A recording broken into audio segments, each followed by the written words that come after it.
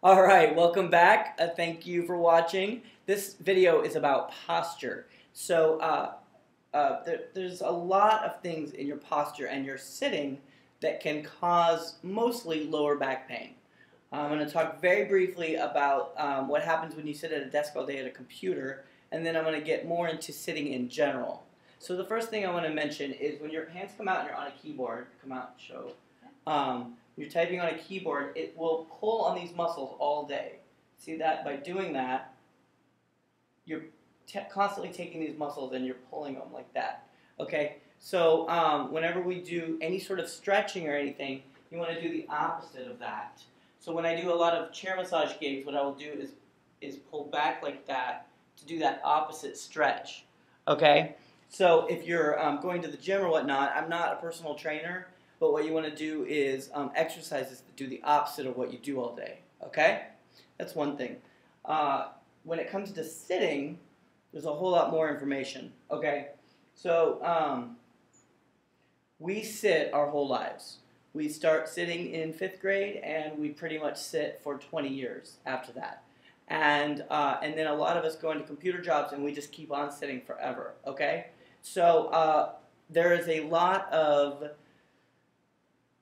lower back pain that comes from that. I suffered from that myself, and it's what inspired me to go into massage in the first place. So when you're sitting, the proper posture is actually to be up on your sit bones, okay? So when you're sitting, you want to turn your butt out, and go ahead and do that. And you're going to sit so that your sit bones drive right into that. Now you'll notice immediately that as you do that, and you can probably feel that, is it immediately changes the balance of your body so that you're not hanging off of the QLs, that's the quadratus lumborum, but in fact having to use your upper body and your core to stay strong. Now I just touched her right there, and it's probably because she's been coming to me, or maybe she just remembered, but her core is strong now because we did that, okay? Because what happens when you are sitting as a kid, and you can just wherever's coming. When you're sitting as a kid, you don't realize it, but you start to hang off the QLs. If you were to imagine your back right here, those QLs are short and squat, and they're connecting from the lowest rib to the top of the pelvis, okay?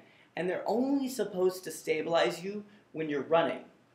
But when we sit all day, and we're kids, and we don't know that we're supposed to be fit, and we don't know what proper posture feels like, and we don't exercise every day, then what happens is we hang off those QLs, and we do all of our body motions. We reach for the phone and the stapler and all of this with our upper bodies, and we hang off those like fishing poles, okay?